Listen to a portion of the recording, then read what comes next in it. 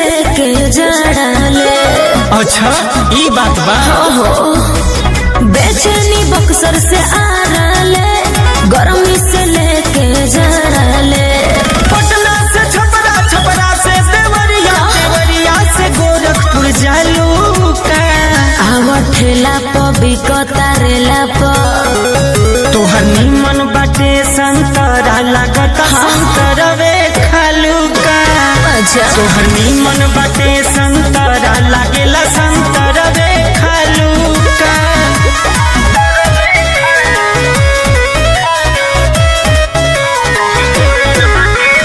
Music by Arya Sharma. खइब त बुझ जइबा आई जब माजा। बाटे फरेस रस दर ताजा ताजा।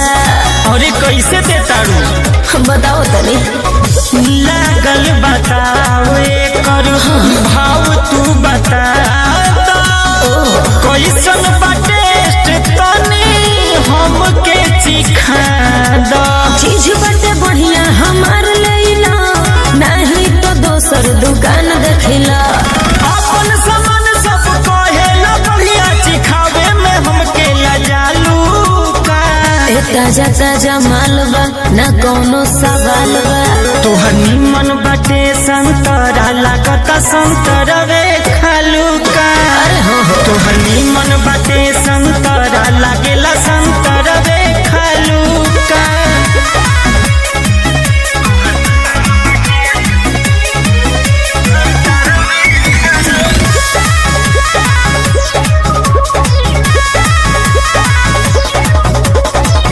ठेला पनाही तू ठेला ली हो बाबू। बाड़ो का भूखाइल काहे हो खेलो बेकाबू। अरे तोहर समाने ऐसन बा। अच्छा रसगर बा बड़हन बा नइखे लागल दाग हो। कहेले दुर्गे से खूब सूरत होई बाग हो। आधा आधा किलो के एक गो बा, एक भर खा के तू घर ले जा। देवे के बात तू अभी एनु दे दो का। रजनीश पाठक से डेरालू का। अरे खट्टा मीठा टेस्ट बा सबका से बेस्ट बा। तोहर निमन बाटे संतरा लागता संतरवे खालू का। तोहर